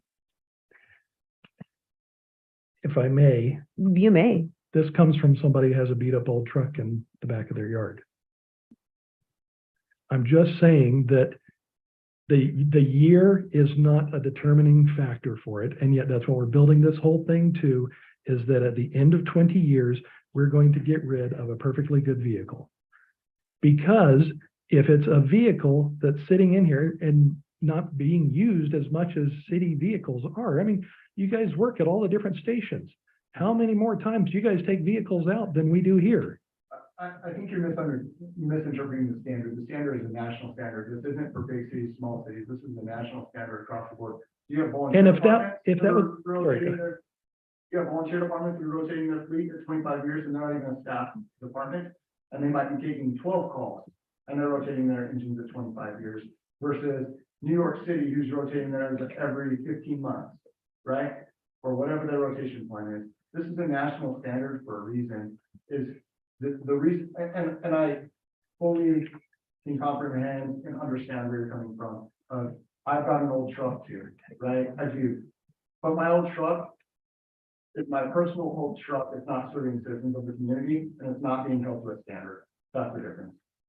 My truck, my personal truck isn't being held to a standard nationally. If my truck is being held to a national standard and they said you need to replace it after 5 years and we're not going to put new tires on it, we're not going to service it, we're not going to do these things after that, or you're going to be held liable for that vehicle that you're driving that's past the national standard, then I can see that conversation. But we're talking about a fire apparatus that's holding us to a national standard, and that national standard is for volunteer departments all the way to New York City. And so that's the conversation that I see. If you guys are the legislative body, you guys are the ones that make the decision. I'm here to voice our opinion for the fire department and tell you what things we can do. And we have to come up with some lengths, because they are all hypothetical. I mean, 10, 12 and a half, whatever that is. If you're gonna budget, you gotta come up with a length, the time. Mhm. When it's due to order, when we're out 40 months. Yeah, they were well, kind of they can tied make the together. Decision whether to kick it down the road another year. That's up to the council when it comes that day to make that decision. We struggled to But figure out the some have number to without begin some figuring kind out of how often we'd have to Theoretically, replace you them. we can't just say, well, we don't agree with 10 years, 12 and a half, or let's say we're gonna go to 15. Then we're on the 30-year program. You still have to budget for that 15-year rotation. Mhm. We have to come up with some kind of numbers and some kind of budget. So. We do. So let's move on. Mayor, Let's do what Quinn asked for, get those figures, those scenarios. Wait, what did Quinn ask for? That was The- too long I ago. didn't ask for the committee to go back. I just wanted. so I believe the committee is pretty close to an agreement on where we should be, and it's in the budget already. I just want to know So, the scenarios of how you're gonna get there to the amount we're trying to save. And I hope it is not just one option that includes ARPA. Yeah. Because if it only includes ARPA, it's gonna be another big discussion I up mean, there. ARPA and capital or just ARPA? No, I understand. We have the 450 that we're saying we have to pull from somewhere. Well, if we had 700,000 in ARPA, then we'd say, well, we have to have 700,000 from somewhere. We just picked that 450 because it happens to be the ARPA. the I money see we what you're have, saying. yeah. Okay? Yeah. So I want to know if there were no ARPA, what other things are we doing and what would be the amounts? I know what ARPA does for us. I think Mac's answer to that So- was we couldn't. Well, there's a hybrid, I think, to what Joel is describing Uh-huh. of how much money do you have? How much could you save over time? What does it look like without one-time influx of federal money in ARPA format? Right, yeah. Well, if that's the case, what I'm saying is we would go to our fund balance because we're talking about an amount of money every year that we're saying we're going to set aside as priority number one. What's the remainder at the end of, in this case, 5 years? I think one of the reasons the council said, let's extend this to 10 years or 12 years is because then it's a smaller amount per year you're setting aside. But either way, if there's a gap, the only way to fill that is one-time money. The only one-time money we have without ARPA is whatever we've set aside in the past, fund balance, capital project fund balance, the money that we have set aside for equipment or infrastructure purchases. That's the only pot of money. And we're saying that right now, ARPA makes that pot bigger. It's essentially the same money. But the reason there's that gap too, is because for the last couple of years, we haven't been setting Right, aside right. enough since we bought the last engine to make up the difference because we didn't realize it had gone from here to here. Mhm. And so that's been for almost 5 years. It's 450,000. That, it is a true number. I mean, it is the number we've been missing on saving for the last 5 years to hit that 10-year program. And all we can do is budget 1 year at a time, right? So you evaluate this and say, are we setting aside enough money? And Exactly. we didn't really look at it as closely until this year when it felt like, oh, now there's a deadline because the manufacturers are telling us, here's the lead time for build and the dollar's going to go up. And so it kind of, again, triggered the conversation sooner than anticipated. And yet, on one hand, that's a blessing because now we see what the true cost is that we're looking at in 5 years. And we can, have that budget in place and ARPA money is available. But ultimately, ARPA or capital projects is really the same money. It's just money that we have sitting there. Right. And Glenn, I So was just gonna say, one of the reasons we pulled certain numbers out. I was tasked with, I was given, what can we do if it's 185 a year? 185,000 per year. So I worked backwards and I couldn't make it work in the 10. It would need to be 195 in the 10-year thing. At 20, if it's 12 and a half years from 2018, the next purchase, and it's 185, then it would be 230 from fund balance as opposed to 450. But you have to have some starting point and say, what figures do I work? Because if it's how many years and what is and is it how much can we afford to take out of fund balance? And then what is that yearly amount? Or is it how much can we take out of fund balance and work one way or the other one? But so there's options that way, but it's just trying to fit. Well, I just work with different options and starting points, but still hitting the same goal of affording the same total price. And so that's how we got all these figures. Okay, let's move on. You'll get those for us? Yes, About it. we'll make sure that they're to the council prior to April 11th so that we'll be prepared for that budget discussion. So do we need to continue this item Just a or what's discussion, the right? term? Just- No, the only real decision tonight was whether or not we were going to bid on the Syracuse Quint. Thank you. So I don't think we should do that. No. I move we do not make a bid on the Syracuse Quint. We need a motion on there. Let's do. I think that's Okay. All right, I'll Good. second that. All in favor, say aye. Aye.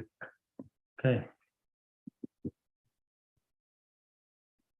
New business. Anyone have any new business?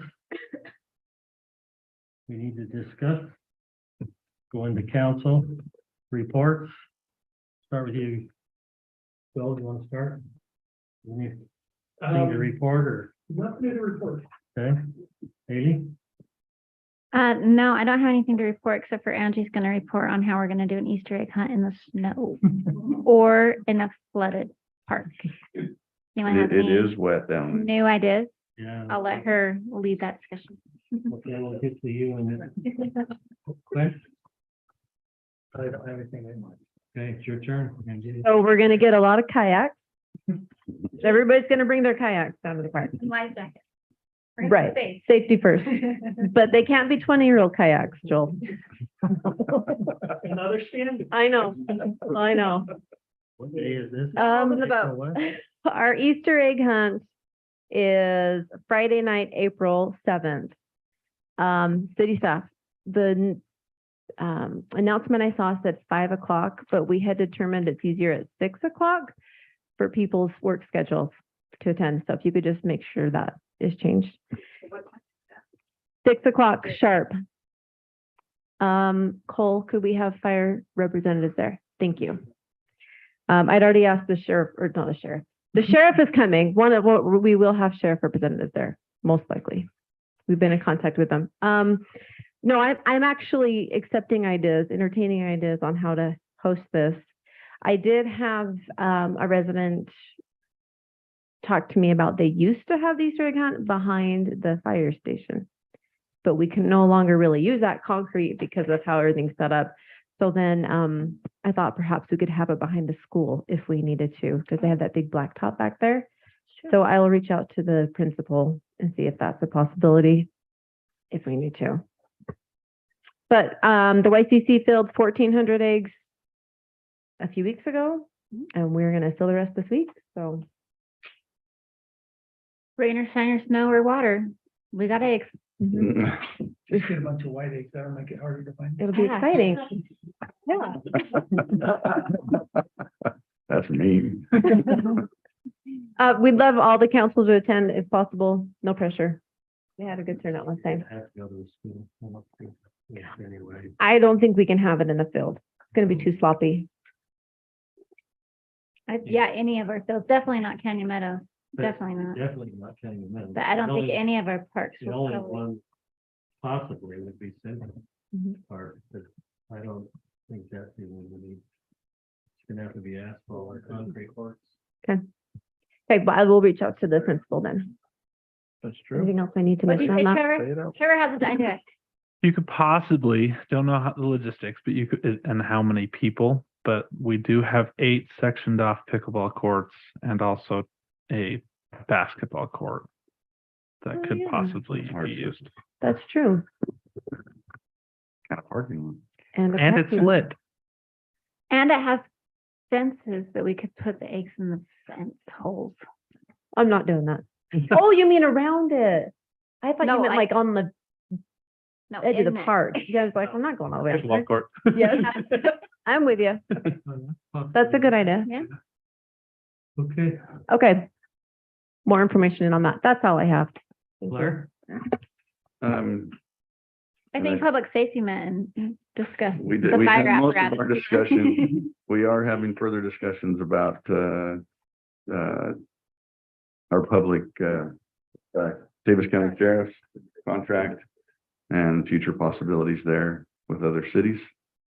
Other than that, I can't think of anything else, but was there anything else I in think that public was safety? it. No. Okay, and I should have brought this up in new business, but do we have an update on where we're at with getting the packet back for the public works facility Yeah, the update is I'm being ghosted right now. again? Yeah. Okay. So I am continuing to push that button. Do you need Blair to do something? Not like, yeah. I'm saying you're a little more mean than Dave.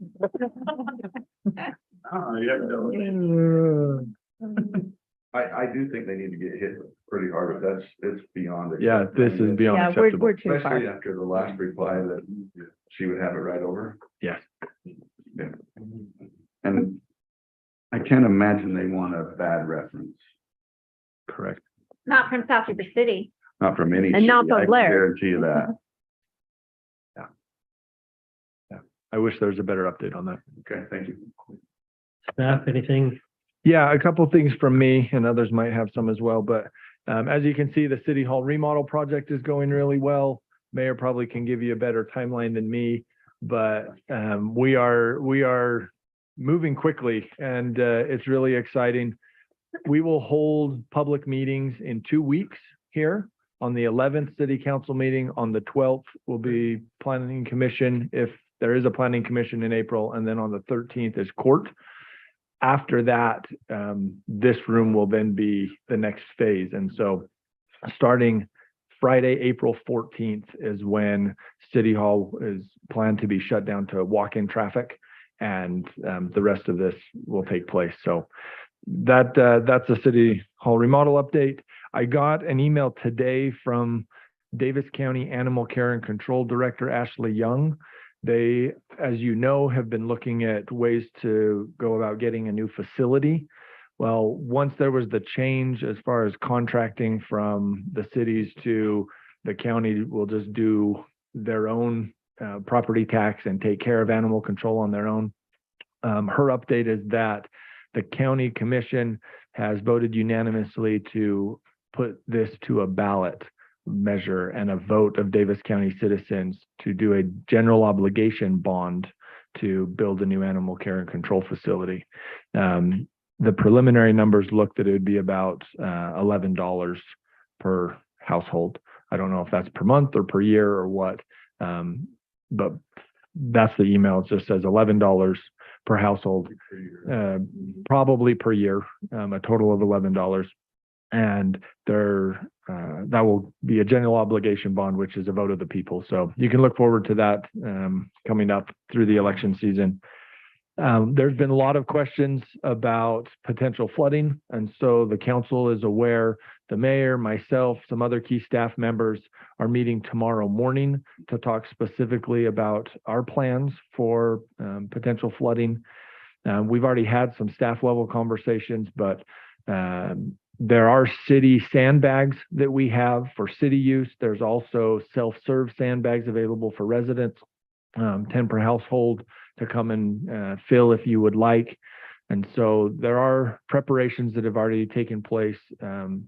Us, like other cities, are watching very closely, but we want to make sure that we've talked through specifics, not only for the river, but for other areas of the city that potentially could be affected. So Is the sand from that just swept off people's porches? In my backyard. how about instead of Quinn have the boxes, everybody just put open bags? Yeah, everybody goes, Man, we'll have a sweep day, Brainstorming. and then- We're good at that. The last, Where is the sand from? Yeah, do you Where have is a the pile sand of from? sand in the? Where- We've got 2 piles of sand. they're at Public Works shop is where it's at. Yeah.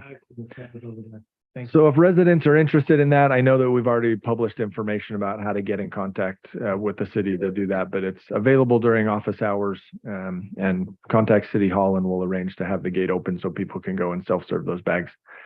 The last thing is the Utah League of Cities and Towns just came out with their legislative recap. And so staff is getting together this week to review that and make sure that if there are any requirements of cities to act or update city code or things like that procedurally and or city code, we will be taking a look at that and making sure that we've outlined that. And so as that affects the city council, of course, we'll work through that. But staff is going to review what the league is presenting as a wrap up and see how it may or may not affect South Weber. That's all I've got. Trevor, you have anything? I have one quick item. We didn't receive any applications for our April planning commission, so there's no planning commission in April. So if you have any questions of what's coming, nothing is coming. Okay, good. Okay, with that, then we're going to move into a closed session, so we'll look for a motion to move into. So closed moved. session. Seconded. All in favor, say aye. Aye. Okay, thank you, everyone.